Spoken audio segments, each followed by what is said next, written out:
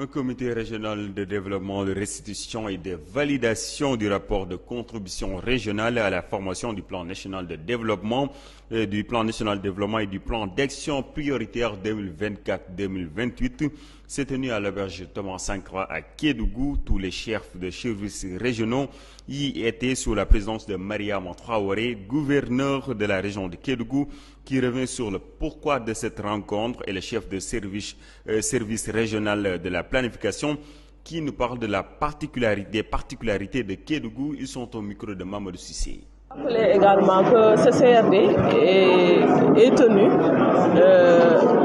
dans l'ensemble des 14 régions du Sénégal. C'est pour permettre à l'autorité vraiment de planifier les besoins des différentes régions. Donc c'est une démarche inclusive et participative qui permet à tous les acteurs vraiment de donner leur contribution dans le secteur d'activité concerné. Ça a consisté à donner des fiches de collecte à l'ensemble des acteurs concernés.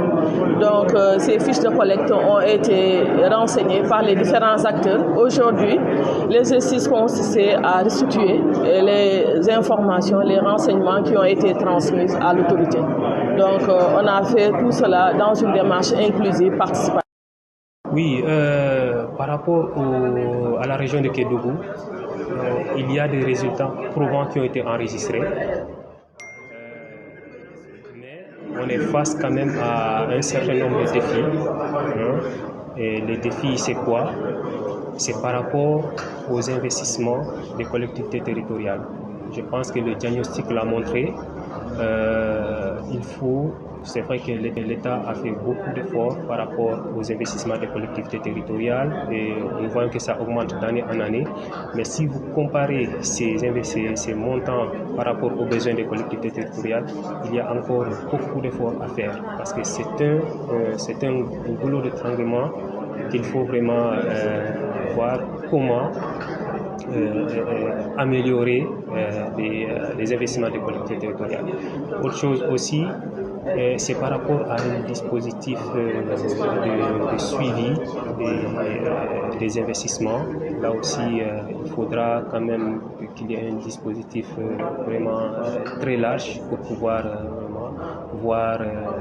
évaluer les projets d'investissement en termes d'efficacité et d'efficience. La plupart des secteurs ont été pris en compte, que ce soit les secteurs sociaux, les secteurs économiques.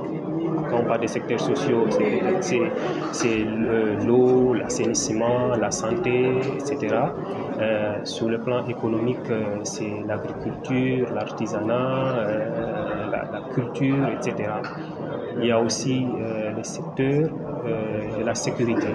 Ils étaient pris en compte, la gouvernance territoriale, la gouvernance financière.